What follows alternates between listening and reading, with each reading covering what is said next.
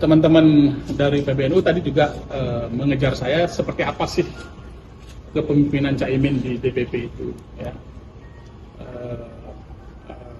Apa namanya, tata kelola partai itu seperti apa sih? Saya bilang, saya jujur aja katakan, bahwa hal yang paling substansial di internal PKB itu adalah tata kelola keuangan yang tidak transparan dan tidak akuntabel. Ya. Keuangan fraksi, keuangan dana pemilu, dana pileg, dana pilpres, ya, sampai sekarang dana pilkada itu tidak transparan dan tidak akuntabel. Ya.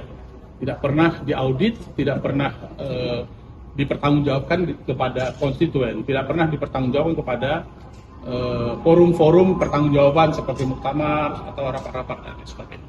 Tidak pernah ada pembahasan itu.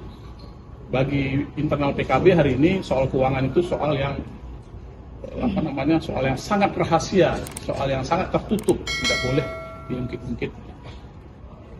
Samping pola-pola kepemimpinan yang lain yang dikejar oleh oleh tim pada saya, misalnya soal bagaimana hubungan DPW DPC. Ya, saya bilang seperti itu karena sistematis dalam ADRT sudah Ketua Umum itu punya kewenangan besar untuk mengganti tiba-tiba. Itu terjadi sekarang. Kadang DPW dipecat, diganti dengan hampir sebagian besar DPW itu dirangkap oleh DPP. Tidak ada merit system lah di internal. Saya kira itu yang saya sampaikan tadi, yang diskusi dengan tim yang dipimpin oleh Pak Amin Said. Terus langkah berikutnya apa nih, Pak? Saya tidak tahu langkah berikutnya, tapi Pak Amin Said dan teman-teman tim yang lain kembali mengingatkan bahwa suatu saat nanti saya mungkin dipanggil lagi, ya, diundang lagi untuk memperdalam, ya. Di samping beliau juga akan mengundang tokoh-tokoh lain, ya. Mungkin diundang Sekjen PKB, ya, Pak Hasanuddin Wahid. Bisa saja diundang misalnya tokoh-tokoh yang lain, ada Ibu Khofifah mungkin, Pak Ali Maskud Musa mungkin, ya, yang merupakan para pendiri, para tokoh-tokoh yang menonjol di internal PKB. Pak, sebenarnya pemicu awal perseteruan antara PKB dan PBNU ini apa sih? Apakah kata soal pansus atau ada hal lain? Ya? Itu yang kemudian disimpulkan panjang ternyata prosesnya. Ya, kalau tadi yang disimpulkan oleh tim lebih kepada memang Caimin sistematis ingin menghapus peran Dewan Suro, kemudian berakhir nanti peran NU. Jadi Caimin ingin menjadikan PKB itu tersentralistik pada dirinya. Kan sejak inisiatif waktu di Rahmat kan dia nggak pernah ketemu ya Gus Yahya sama Caimin. Begitu setelah ini ada rekomendasi untuk misalnya rencana pertemuan antara Gus Yahya sama Caimin. Oh, saya nggak sampai ke sana ya. Itu Dari tim lima kewenangan PBNU lah itu ya. Tapi ada upaya istilah gitu Bapak dari PKB antara sebelum menjauh.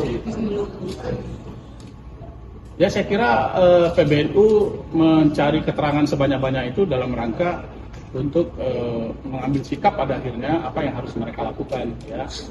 Apakah minta ada mediasi atau misalnya memanggil PKB, memanggil Ketua Umum PKB.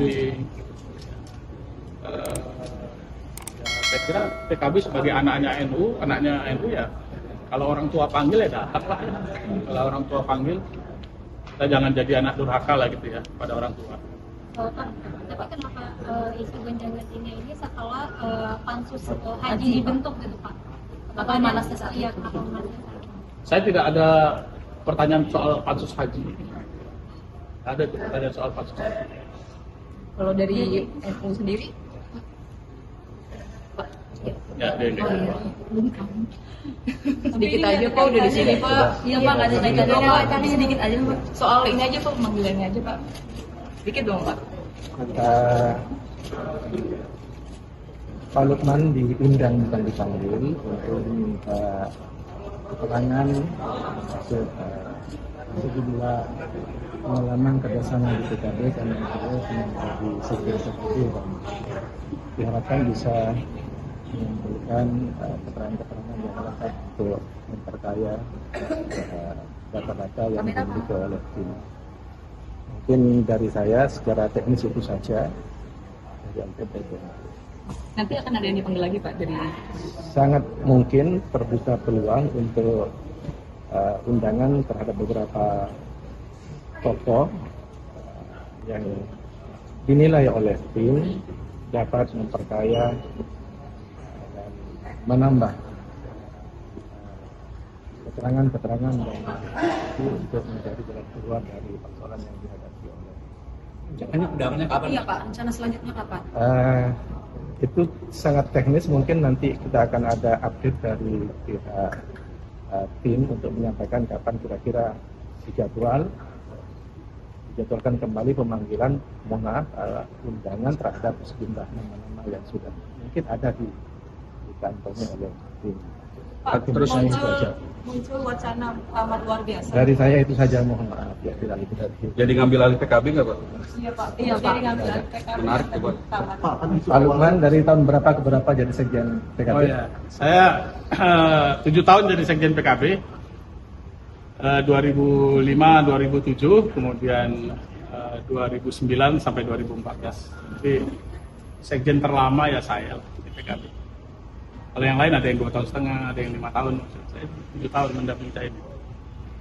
7 tahun itu sama Caimin gimana ya Pak? Maksudnya apakah ada Pesan-pesannya, sikap Pak. otoriter? Ya, saya bisa memahami persoalan internal itu menurut saya secara komprehensif, ya. Termasuk